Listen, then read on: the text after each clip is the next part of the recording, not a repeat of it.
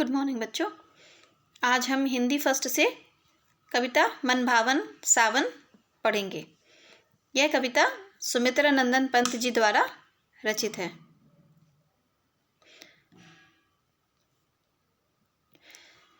प्रस्तुत पंक्तियां हमारी पाठ्य पुस्तक उड़ान से ली गई हैं। उड़ान के मनभावन सावन कविता से ली गई हैं। इसके रचयिता श्री सुमित्रा नंदन पंत जी हैं। प्रसंग: प्रस्तुत कविता में कवि ने सावन के बरसते बादल का मनोरम चित्र खींचा है। कविता के अंत में कवि ने जन जन के जीवन में सावन का उल्लास भरने की कामना की है। तो आइए इस कविता का व्याख्या हम लोग पढ़ते हैं। झमझम झमझम मेघ बरसते हैं सावन के, छम छम छम गिरती बूंदें तरुओं से छनके। कवि कहता है कि बादल छमछम कर कर तेज वर्षा करते हैं और बादलों की बूंदें छम छम करके पेड़ों से छन छन कर पृथ्वी पर गिर रही हैं। चमचम बिजली चमक रही रे उर्मे घन के, थम थम दिन के तम में सपने जगते मन के।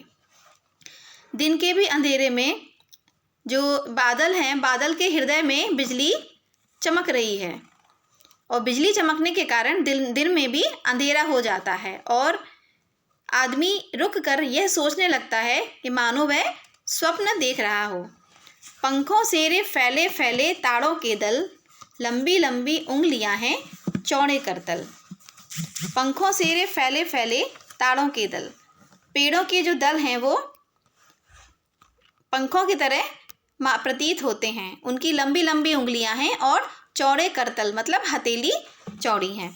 तड़तड़ पड़ती धार वार की उन पर चंचल, पानी की जो धार है उन पर जब पड़ती है तो तड़ तड़ आवाज़ निकलती है। टप टप झरती कर मुख से जल बूंदे झलमल, और उनके हाथों से और मुख से पानी की बूंदें टप टप करके झर रही हैं, पृथ्वी पर गिर रही हैं। नाच रहे पागल हो ताली दे दे चल चल, झूम झूम सिर नीम हिलाती सुख से वेहवल।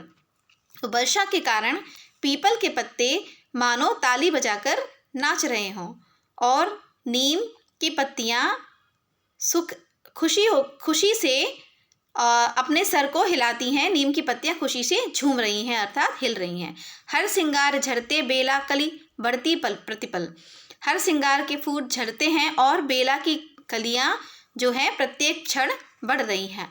हसमुख हरियाली में खगकुल गाते मंगल, और इस सुंदर हरियाली में जो पक्षी वृंद है, पक्षियां हैं, पशु पक्षी हैं, वो मंगल गीत गाते हैं। दादुर टटर करते झिल्ली बजती झंझन, जो दादुर मतलब मेढक टटर करते हैं और पक्षी की झिल्ली की जो आवाज़ है वो झंझन कर कर बजती है। मोर की म्याऊं म्याऊं और पपीहा की पीऊ पीऊ सुनाई देती है।